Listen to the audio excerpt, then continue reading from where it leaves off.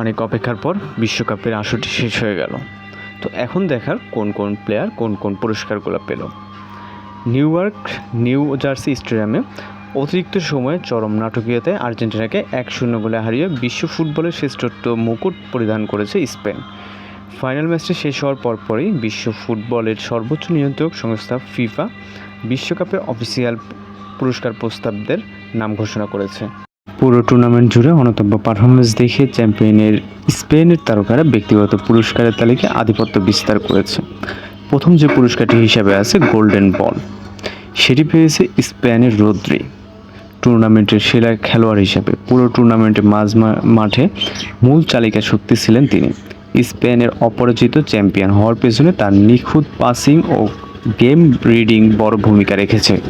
এরপরে যে পুরস্কারটি আছে গোল্ডেন বুট, এটি ফ্রান্সের কিলিয়ান এমবাপ্পে। টুর্নামেন্টের সর্বোচ্চ গোলদাতা হিসেবে ফরাসি এই ফরওয়ার্ড টুর্নামেন্টে মোট 10টি গোল করে গোল্ডেন বুট নিজের করে নেন। তিনি টানা 2টি বিশ্বকাপে সর্বোচ্চ গোলদাতা হওয়ার অনন্য কীর্তি করলেন। পরে আছে গোল্ডেন গ্লাভস, এটি স্পেনের উনার সিমন, যে টুর্নামেন্টের সেরা গোলরক্ষক। টুর্নামেন্টের 8টি ম্যাচের মধ্যে রেকর্ড 7টি ম্যাচেই কোনো গোল হজম করেননি।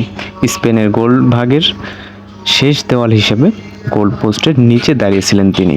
এরপরে যে পুরস্কারটি আছে সেরা তরুণ খেলোয়াড়, এই পুরস্কারটি ছিনিয়ে নিয়েছেন স্পেনের পাউ কুবার্সি।